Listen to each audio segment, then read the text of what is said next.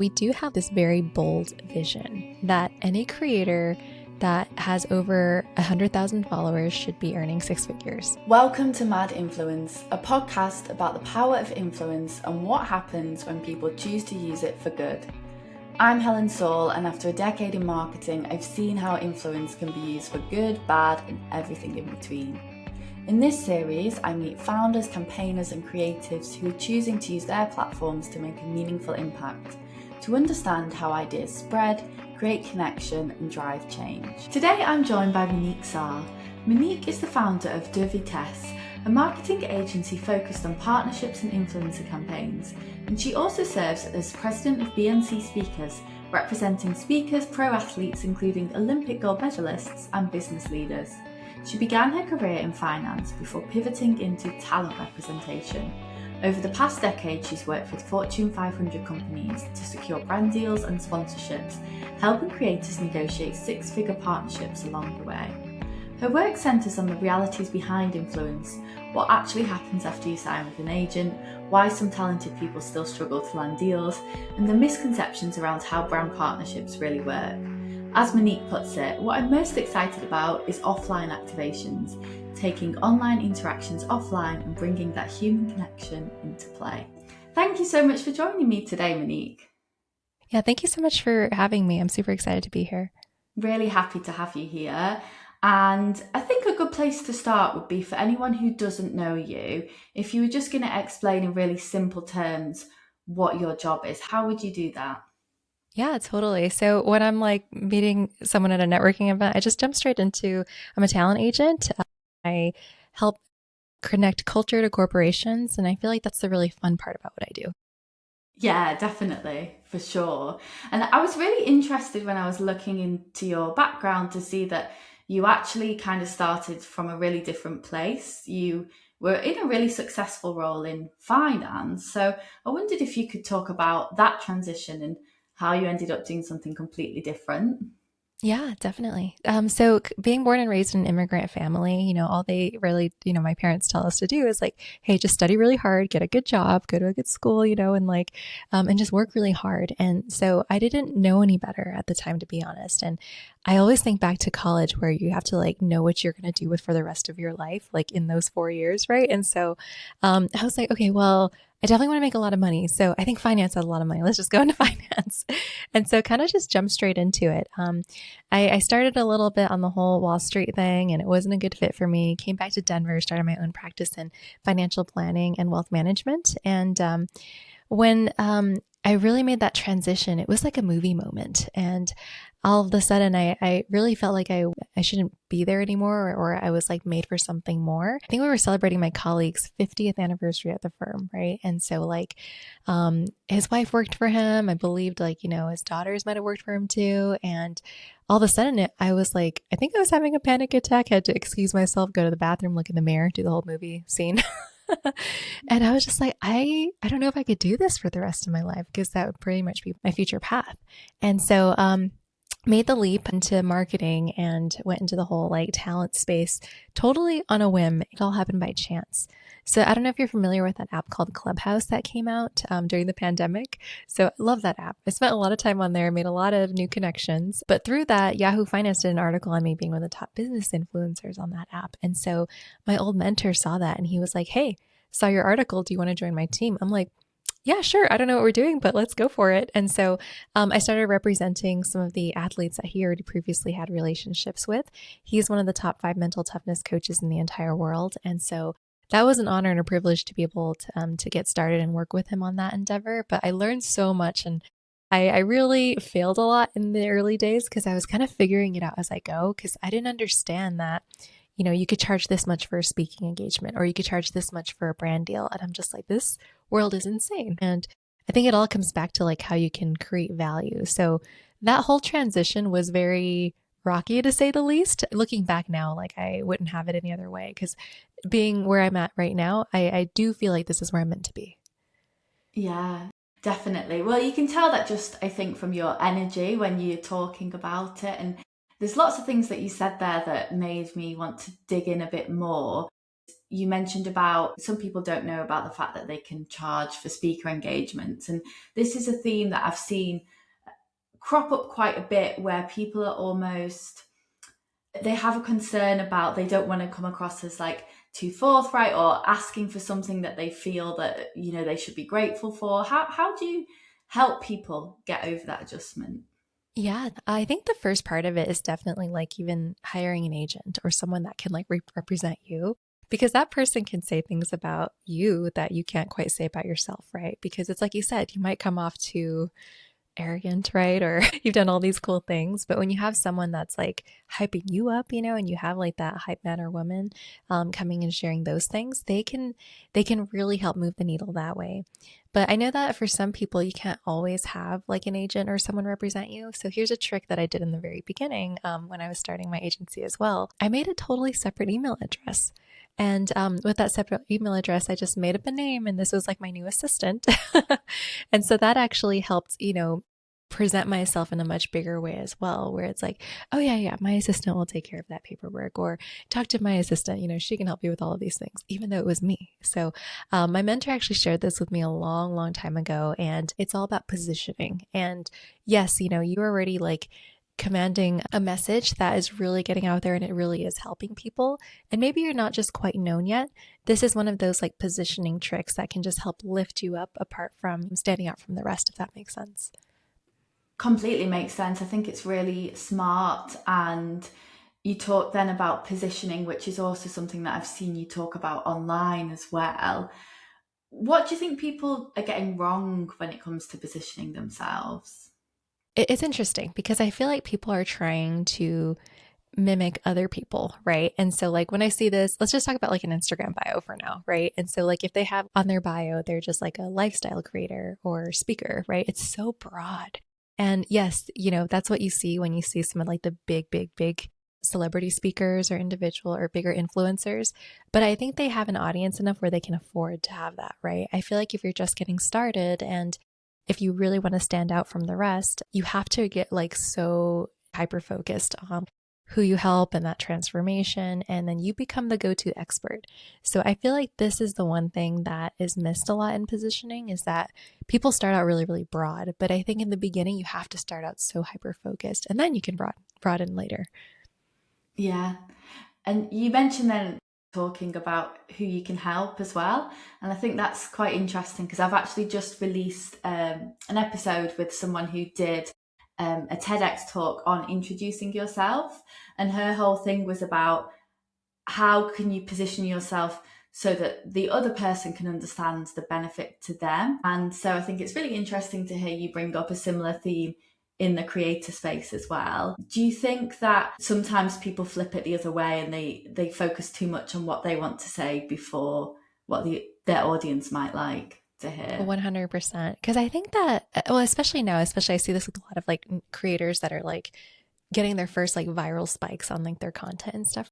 They are trying to continue to chase that virality and then trying to just like make things that they think is going to land. And yeah, maybe it will go viral, right? But then it's actually going to get you paid. So I think that's the biggest difference, right? I look at it like the positioning, the presence, and the proof, right? So positioning is what gets you paid. The presence is obviously what gets you seen. And the proof is actually what gets them across the finish line. And so they definitely want to see that as well. And I feel like a lot of creators, they're really into their identity, which I think is a good thing, right? But at the same time, if you make it the shift of making it more like others based and others focused on like what do you want the audience to see and how you can help them, it's going to make that connection so much deeper when they're building their communities. Yeah, definitely. I'm interested there. You mentioned about chasing the virality, and it makes me consider the fact that it's quite possible that a lot of creators, you know, when they're first starting out, it might be something that they've either stumbled into, or it's a bit of a side hustle, or something that they haven't actually set about doing with the biggest and clearest strategy. Is that something that you find is often the case, and then people sort of have to learn as they go, because they're just then chasing these like big viral moments without thinking about actually the long-term value of the brand they could be building?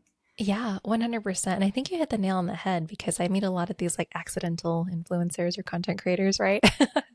For the ones that the talent that I've worked with, it ends up becoming something that they end up resenting along the way just because then it feels too much like a job and they kind of lose that creative spark. But when they like start to like dial it back a little bit and actually think about like what actually got them into this to make it more fun versus just like chasing these viral metrics and stuff. It was actually like the connections that they were getting from the audience and like because they were actually helping them. And so when they like made that shift to make it more others focused and then focused on like the service piece of it, it made it a lot more fun for them to like kind of come back to that. Yeah. Do you have to almost support people in that mindset shift? Because I'm thinking about sometimes these vanity metrics and these big numbers or comparisons might make people want to chase those superficial things, and actually putting in the time and the work to slowly build a really engaged community, you have to wait longer for the returns. Do you think people find that hard?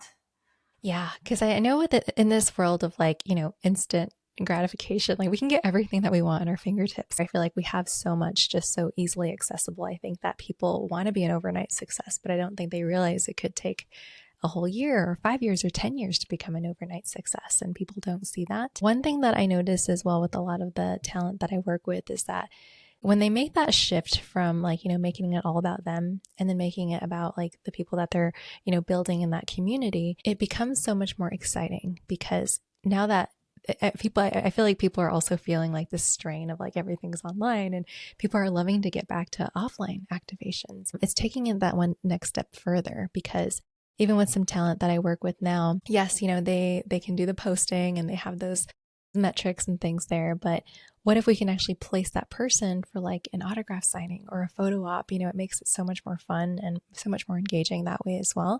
More brands that I'm working with at least are trying to find ways to take things offline. Yeah, I've definitely noticed that too. And I think it's a really positive trend that people Yeah. are, it's almost kind of like counteracting the feeling that we get of being constantly online. Can you think, or have you seen any good examples recently of brands that have been building either offline initiatives or communities in that way? Yeah. Well, okay. So, my business partner, we just worked on the at TwitchCon. So we hosted like a creator pickleball event with 200 creators, and it was also really exciting too, just because we could bring the creators together. But since it was at TwitchCon, there were so many other brands, and it made it a win-win for everybody involved. Because like the brands also got to bring the creators that were already attending because they were attending for this pickleball event to come just speak at their booth, and so when they were at their booth, they were able to just like connect with the brands directly and even connect with some of the attendees that were coming as well. So we definitely saw that. Yeah, I love that. And I think also just the fact that it sounds like a pretty different thing to do. I can't imagine there's many brands creating a pickleball event in order to get people to connect in that way. Yeah, exactly. 100%. Yeah. Something else that I wanted to ask you about actually was just when you've been working with like an amazing caliber of people, pro athletes, for example, have you learned anything specific from working with people at such a high level of the industries that they're in? Yeah, absolutely. I do feel that when I'm working with some of those individuals that have achieved like the top 1 or 2% of what they do, there's definitely that mindset shift there where they've had to put in so much work to get to that point because obviously when you're on that world stage of like also like the fame and everyone coming at you as well, some of the individuals that I've worked with have been booed like, in crazy ways. And they also get like all the hate comments and things like that. But they've had to like train their mind to just get into a position where it's not about that. And they have to just keep their eye on the prize, especially like with the sports side. It's not always about winning because at sometimes it's not always about the results, but it's how they show up, right? So how they show up after they win, how they show up after they lose. And I feel like both ways have their consequences, depending on what that looks like. And I've just learned so many lessons, even just from their own personal stories of just like, okay, sometimes if it's like a bad thing, right? Like it could be a whole PR disaster. And we definitely have to figure out like, damage control and how do we like, work on the reputation and bringing things back from there and just recovery, right? But then on the other side too, it's like, okay, if you're winning all the time, right? It doesn't mean like you can also continue to coast, right? What about the next thing, especially if they're athletes, it's the competition continues.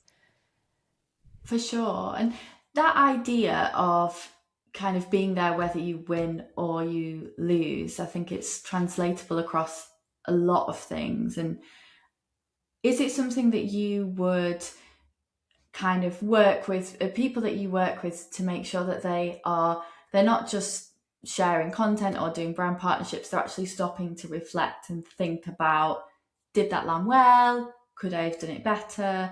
Are those sort of the types of check-ins that you would advocate for? Yeah, absolutely. Just because I think from every situation like that, you can definitely learn from it. And I feel like a big part of that too, it's like, in marketing and what we do, right? I'm a big believer that we should do things based upon data. And that way, like, if we have more of that to learn from, it can definitely like only improve and make things better from there. Yeah, definitely. Is there ever been a time where, when you've looked at some data, that you've kind of come across something that has surprised you or been unexpected in maybe someone's content or anything else? Yeah, and I see it more and more now, right? Because I think that even like the algorithm is definitely prioritizing like saves and shares. Because I think there's been a huge shift as far as like there are more people that are just like that are kind of just like lurking and just like looking, right? So that's a metric that we always have to even remind the brands that we're working with that it's not always about like the views and the comments, right?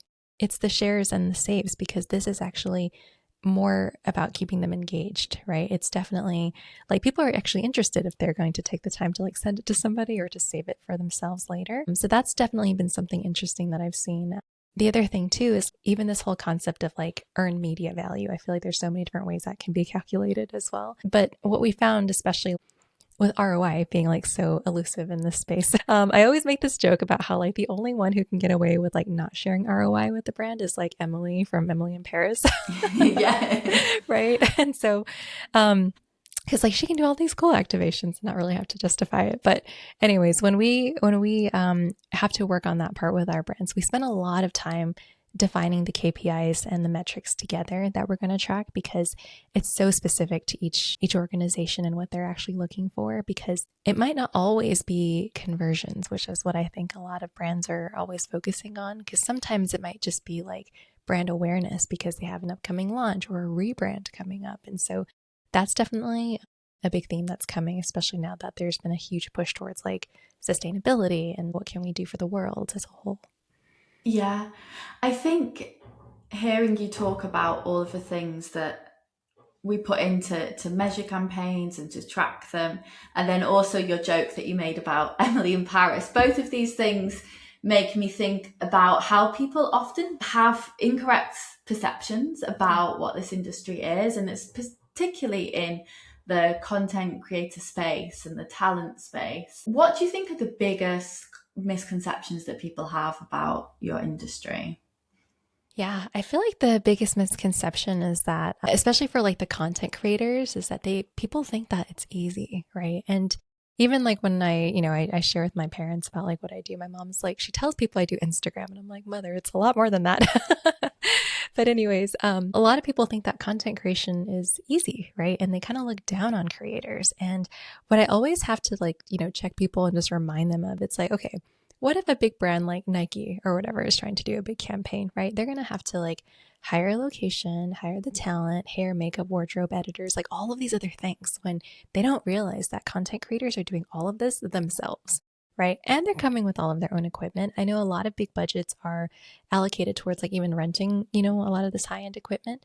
Creators are coming with a full package.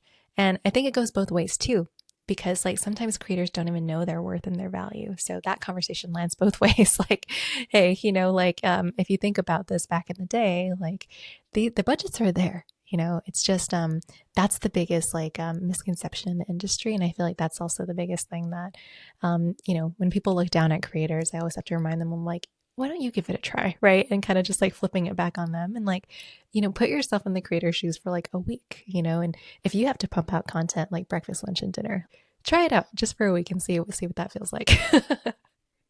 Yeah, for sure. You mentioned then about people not knowing their value.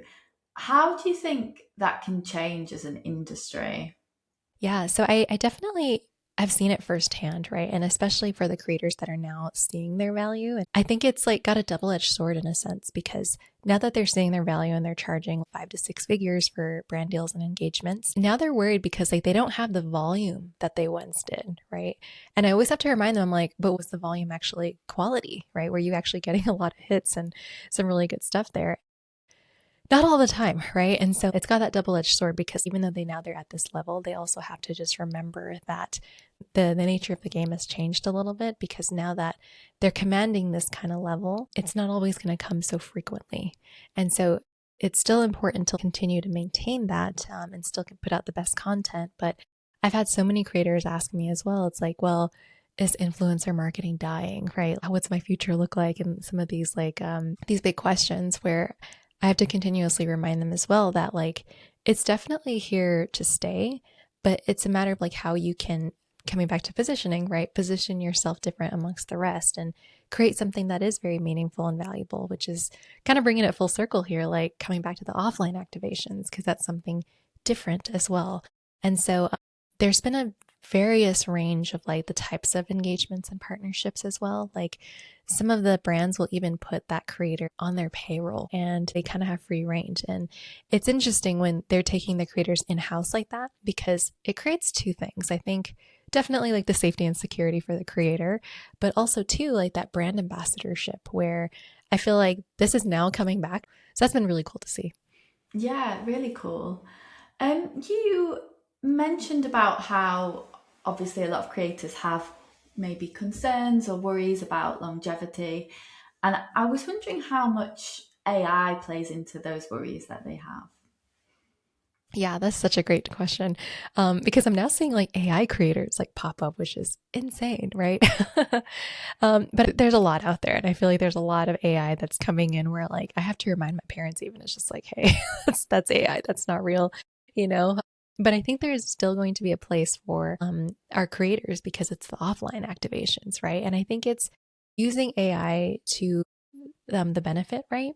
We have had some of our talent get approached by AI companies where they want to like do the full scan and like, hey, let us just create like an AI copy of you, right? And that one we really I will say this, it's like if you get approached by a company that wants to do that, make sure you are really reading the fine print there because there's a lot of debate, and I would say legal debate as well, as far as like, using the name and likeness and for how long, right? And is it really fair? And so I think this is a whole world that we haven't really tapped into. And I think we're just scratching the surface here, but I think more and more we're going to start seeing that. And I think it's going to be really important for the talent to make sure that they can protect themselves because it's so easy to like jump in and doing these things now, and especially with like your name and likeness, you've already worked so hard to build this up. And you also don't want anyone like stealing that from you either. And so I've seen some creators create their own AI mini versions. And so like, especially with like speakers and thought leaders, they'll create like an AI version of themselves. They'll upload like hours of their own content into like an AI system. And then now they have like an AI version. But I do think that the offline and like working with AI is going to be here to stay. And so I wouldn't work against it because I think it's actually pretty cool that we live in a world of AI. Like, still blows my mind. Would you ever clone yourself using AI? I think I would, but I don't know. I don't know if it's there yet. And I'm still like Yeah. kind of like, yeah, I don't want to be a part of the first wave, if that makes sense. You want to wait till it's good and then jump in at that Exactly. point. That's How about fair. yourself? I am unsure. Yeah, I think I need a bit more of that proof that you mentioned earlier. exactly. Yep, exactly. Yeah. I think last week, Google Gemini released a new Yeah. feature with the music. Have you seen it? Yeah. Where you can now create entire songs that sound real songs and you can pick the genre and all sorts. So yeah, it's moving at such a pace that it's really hard to even keep up.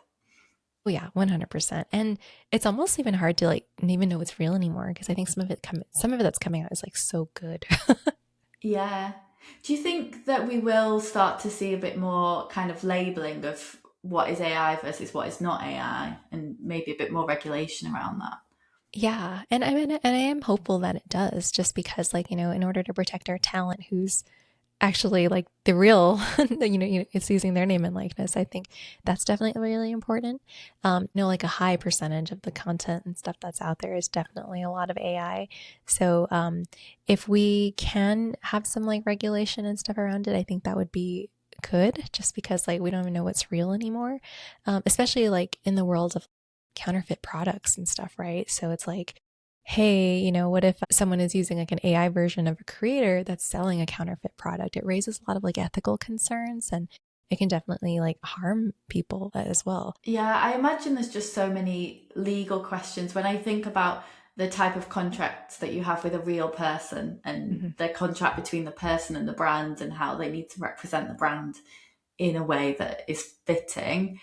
Trying to apply that to something that isn't real is a really interesting space that I imagine there's a lot of places where it could go wrong, I think. Oh yeah, 100%. It definitely feels like, like the cart and the horse, right? It feels like this is now where like you have to grab the reins because the horse is just going. Yeah, definitely. But I really like that I do sense at the same time quite a lot of excitement when you do talk about AI. Would you say, are you someone that naturally kind of sits on the optimistic side of new ideas and new technologies? Yeah, definitely. And I do like feel like in order to grow and stay ahead, right? I think we do need to like try and test out some of these things, but like really, really pay attention to the quality.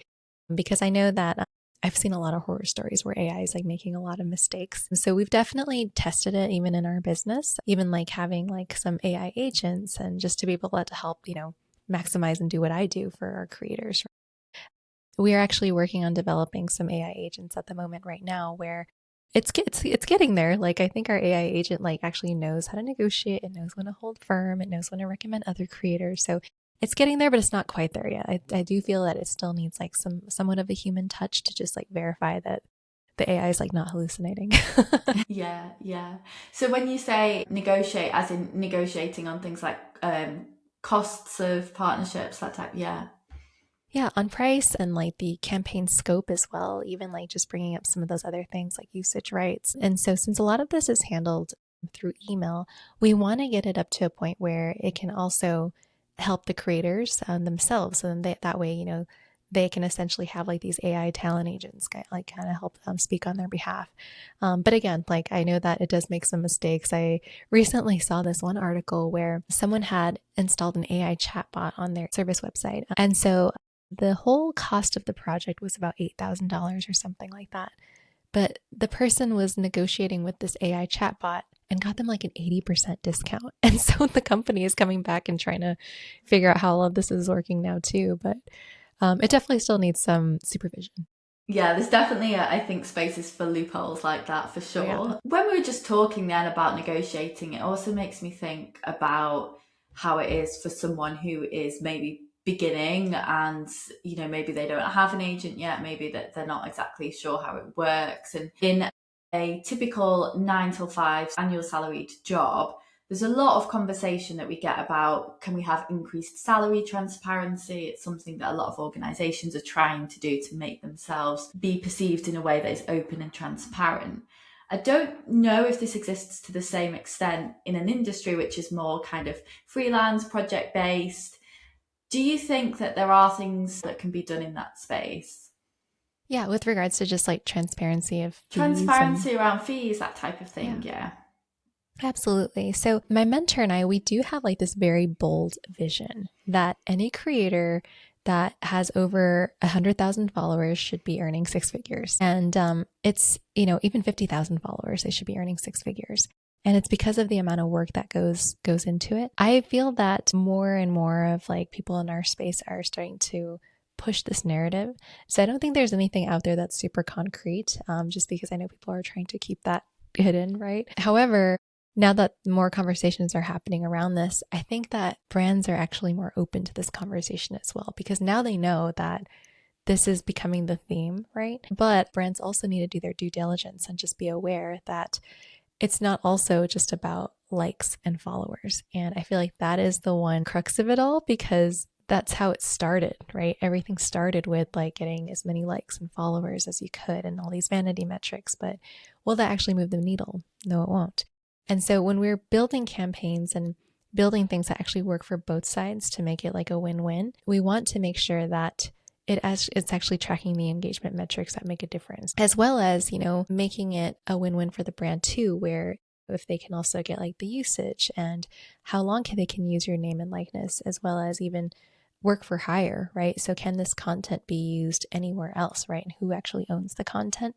One thing that we found is that when we create the content as work for hire and it's actually made for the company and the organization, they can have so many use cases for it. And it definitely feels a little bit more even because now they're paying for like at a commercial production quality, if that makes sense. So when we're building out those campaigns, we just have to make sure it's a win-win on both sides, because if you're trying to charge 5 or 6 figures, what is the list of deliverables? It can't just be the likes and the followers, because at the end of the day too, you can also kind of fib that a little bit too, right? You can just go get fake followers or get fake likes, and nobody wants that because that's not going to help anybody. And I will say though that there is some talent out there that are still playing that game unethically, unfortunately. But it's pretty easy to tell, like, who's a bot and like what's a fake follower.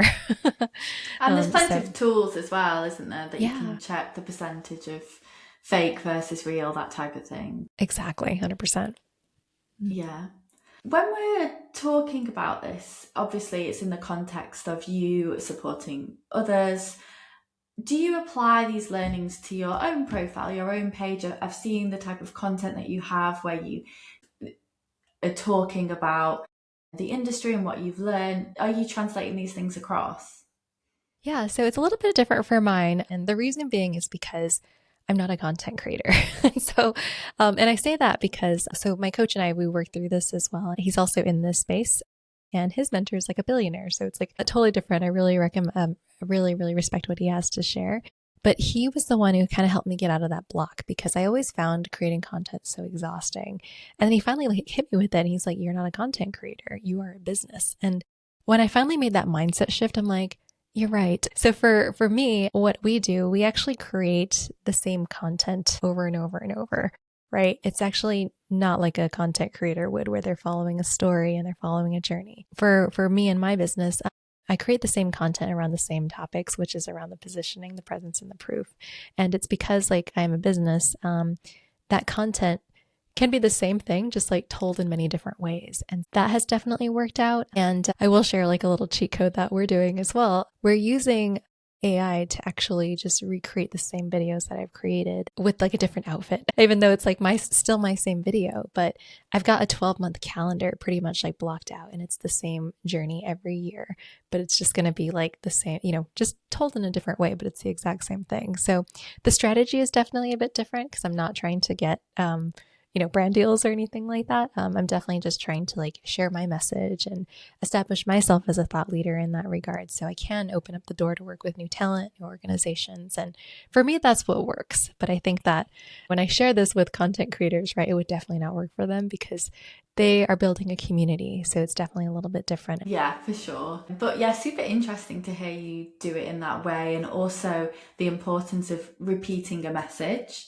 again and again. So you then therefore become known for these three things above all else. What do you think is the value if people want to create something similar in terms of having maybe a few pillars that they frame their content around? What are the types of things that they can really gain by doing that? So I think it depends on what their goal is, right? So the three categories that I always work with are the content creators that are looking to secure more brand deals, the thought leaders and speakers, and founders that have had a lot of success in their past business and maybe they've exited, but now they're trying to build a personal brand. So those are the three categories I'm working mostly with. For the content creator specifically, this is them just like living their life and just doing their thing, right? And so as they're building their channels, they have to do it with the audience in mind. If they are, wanting to be known for becoming like Gen Z sustainable fashion creator, right? That is so hyper focused and so hyper niche, and he or she can totally build a community around that. With the founders and the speakers, because they're more looking into like thought leadership, it's very similar to what I'm doing with my own content essentially, where it's more about creating content that establishes your credibility and authority. So a lot of times, like planners and bookers are not going to comment on your post or like your post.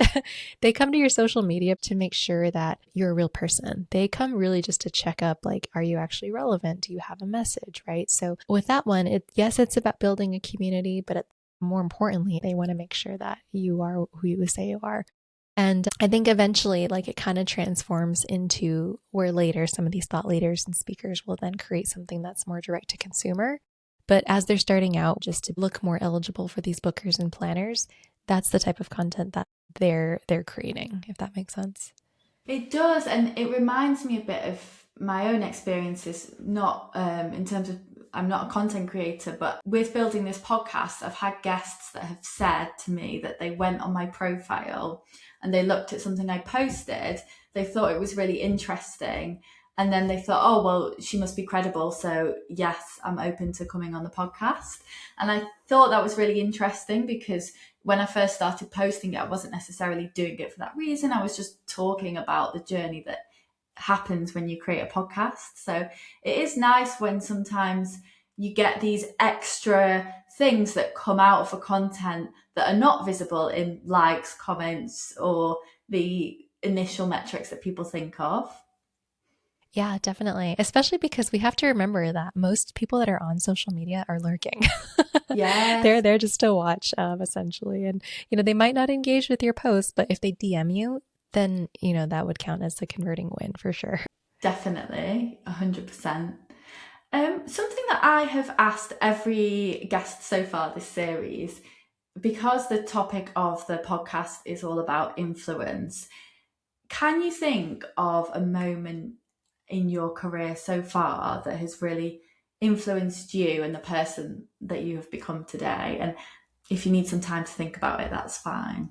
Yeah, no, that's such a great question because I can think of a couple moments, but I think the biggest one for me was one of the businesses that I had started and failed, right? And this was right after I left finance. And so it was in between that time where it was like, okay, do I go back to finance or do I jump into the marketing world? And around that time, I think that was one of the most influential moments because it influenced me in a negative way, but what came on from that and the more positive light is that it helped me realize that, like, even though when everything is up against you, you can still rebuild from here. Because at that point, I thought my life was over. And I was so embarrassed because I was just like, I left an extremely successful career in finance. And the first business that I started did not do so well.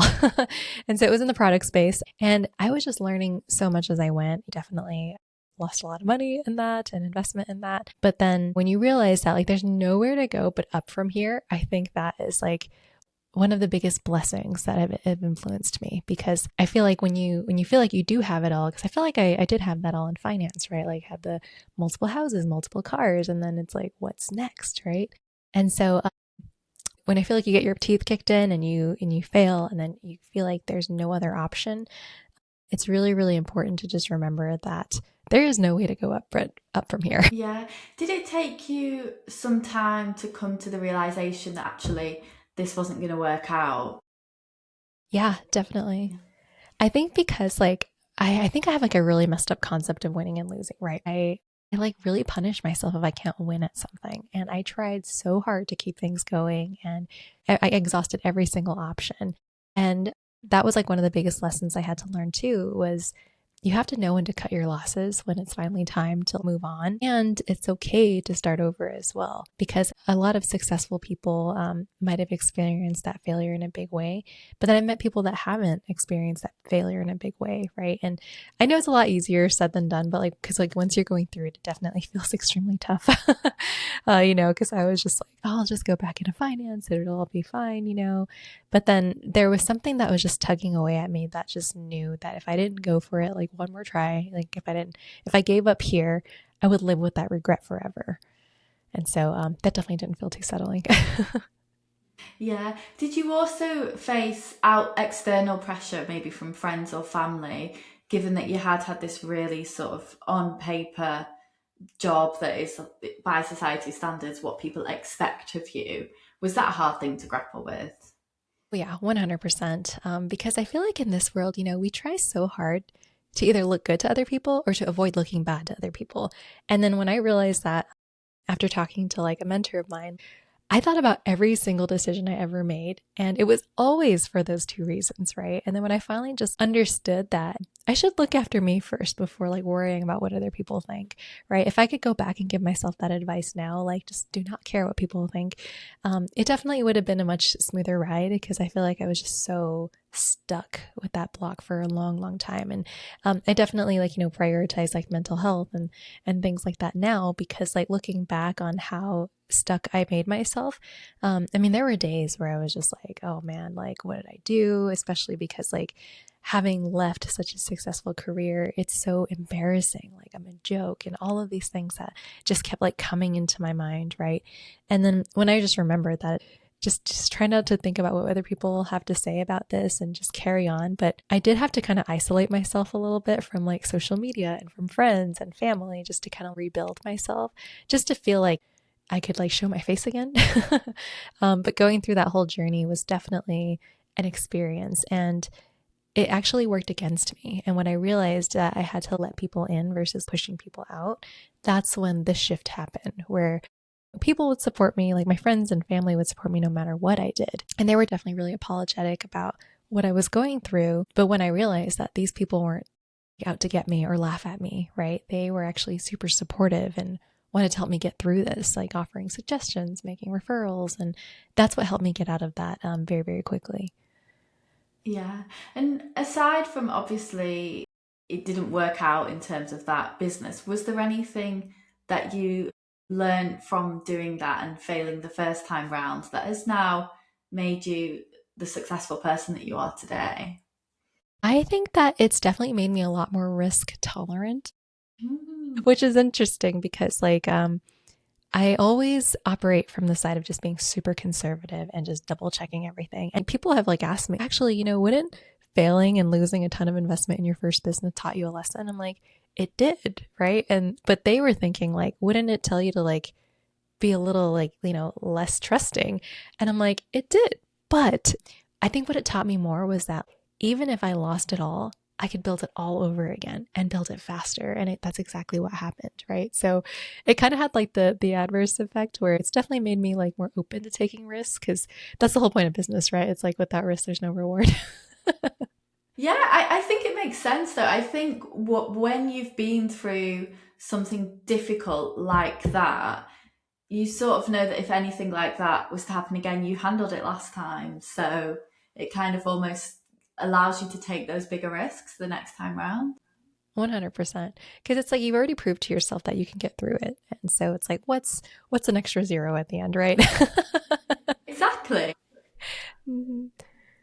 We are sort of getting closer to the end of the recording. So I just wanted to check if there was anything that you would have liked me to cover today that we've not got into yet at all. No, I think you pretty much covered everything. I'm super excited just about this industry, and I know that it's here to stay, despite what everybody says. I know that it is constantly evolving, right? And so, like, even though it all started about like having the most likes and the most followers, it's definitely interesting to see a lot of this move now towards like these offline activations and just getting back to that human connection and making that a part of these things. You'll still see these content creators on the online space with the brand, but now you might be able to see them at like expos and community led events and things that are definitely a lot more about bringing back to that human connection. It's interesting because it's almost sort of harking back to a previous era, kind of Mhm. maybe before influencers as they are now, where people used to go along to book signings or they'll go Yeah. and see their favourite reality star at some sort of event. And it's kind of like we've come full circle and people want that experience again. 100%. And I was just talking to someone about this too, because it's like all the fads that, they come back, like bell bottoms are back. Yeah. Yeah, it's definitely been really cool to see that. I feel like, especially now in a world where everything is so digital, I think people are craving that human connection more than anything. Because I know that even though there's a lot of success, it comes back to that paradox of choice, right? There's so many different paths people can take and so many things that they can create content for, where it creates this paradox of choice where it almost seems like people have no excuse not to give it a try or be successful. But I think in the negative sense, it also creates like this paralysis where it's like there's so much out there where you just don't even know where to start, right? And I think that ends up like creating like this loneliness epidemic as well. I think people are craving that offline activation a lot more. The internet's great because it's brought us closer, it's brought us here today, but at the same time, I think that if we have a chance to meet up in person, I think that would be like fantastic too, right? And like just taking it to the next level there. Definitely. And they both have a role, I think, for sure, both the offline Mhm. and the online. And when you can bring the two together, that's when you can create some real magic. 100%. And it comes back to just creating that connection and stuff too. Coming back to like my own social media and stuff, right? It's definitely more about, just like you said, just showing that I'm credible, I'm a real person. I do this thing. When I'm even looking at like my own content, I don't always try to, sell on there either, because I'm a much bigger fan of just like the belly button to belly button, like handshake and like having meetings and stuff. So we do travel a lot for like our activations and meeting with clients and stuff too. But I think that's another way that I'm finding our talent is setting themselves apart too. So if they're traveling, we always try to find ways that, yes, they need to be there for like the first couple of days for the activation, but if there's a couple of brands around in the same city, let's try to book some meetings for you to get some face time. Even if it's like a 10-minute, 15-minute like site tour, that's definitely been like a huge game changer for us as well. Yeah, I can imagine. I think just once you've sort of met someone in person, it makes them more memorable. It makes you think next time when you're, oh, who should we book for this project? Oh, remember that person that we met in real life. So I can see how it makes those connections. Yeah, 100%. It's not just like a spreadsheet with like their at handle. Exactly, exactly. Well, thank you so much for this conversation. I've really enjoyed it. It's been really interesting, and I really appreciate you coming on. Likewise, thank you so much. You're a fantastic host, and these were such great questions. I know that Oh, thank you. we could probably dig into this like so much more, but I know that definitely it's been a really great time talking to you. If people would like to find you, where is the best place to send them to? Of course, definitely LinkedIn, just my first name and last name, Monique Sar, or Instagram. Definitely hanging out there often at moniquesar.boss. Fab, thank you so much. Thank you. Thank you for listening to Mad Influence. This is the part of the episode where podcasters tend to ask you to subscribe and most people don't bother, but I would really appreciate it if you could do, because it sends a signal to the platforms to say that the content is good, more people get to see it, and we get to grow the podcast and invite more guests on in the future. So if you could press follow or subscribe on whatever platform you're listening to or watching this podcast, I would really appreciate it.